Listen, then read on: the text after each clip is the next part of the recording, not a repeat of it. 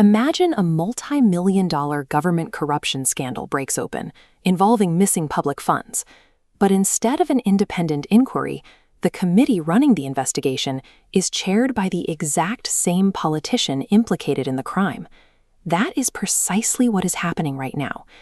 18 ex-Marine whistleblowers stepped forward, fully prepared to testify, and directly tie the committee's leader to the missing money. Incredible!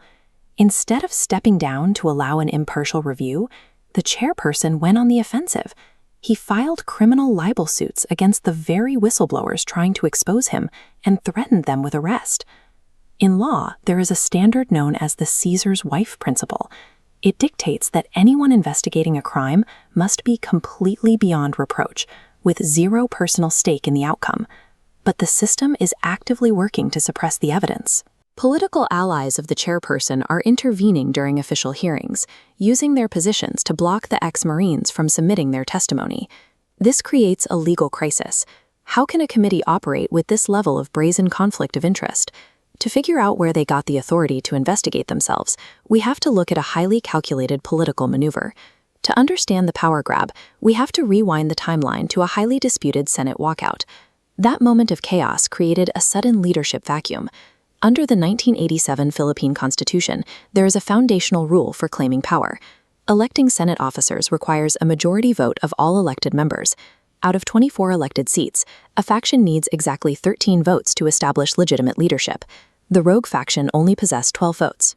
Short of the legal requirement, they attempted to manufacture a majority by artificially shrinking the total number of senators down to 22. Their justification relied on subtracting 2 specific members. They argued that because one senator was temporarily suspended from duty and another was simply absent, those seats no longer counted toward the total. To give this math legal cover, the faction cited a Supreme Court ruling, known as the Avellino versus Quinco case, decided back in 1949. This was a deliberate mathematical manipulation. They substituted the hard constitutional requirements with whatever numbers were politically convenient at the time. The problem with relying on that 1949 precedent is that it was based on the defunct 1935 Constitution.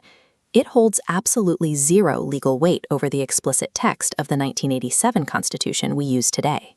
Furthermore, the modern Supreme Court has already ruled definitively on exactly how suspended officials must be counted during a quorum. The court clarified a critical distinction. Suspension is strictly a temporary disciplinary action. It is not a permanent removal. It is not a resignation, and the official isn't dead. Legally, a suspended senator remains an elected, qualified member of the government. Therefore, they must be included in the total count of 24. Because the denominator of 24 never legally changed, the faction's 12 votes never achieved the 13 required to claim power.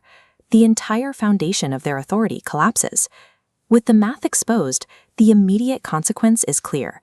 The faction's declaration that the Senate leadership seats were vacant is legally void. Every acting president and newly appointed Senate officer installed by that 12-vote bloc is usurping authority. They are occupying positions without a constitutional mandate. This situation directly impacts the ongoing corruption probe. Because the leadership structure that formed it is invalid, the Red Ribbon Committee currently shielding its own chairperson has no legal authority to exist. The actual, legitimately recognized investigative body is the original Blue Ribbon Subcommittee, operating under the authority of the validly elected Senate President.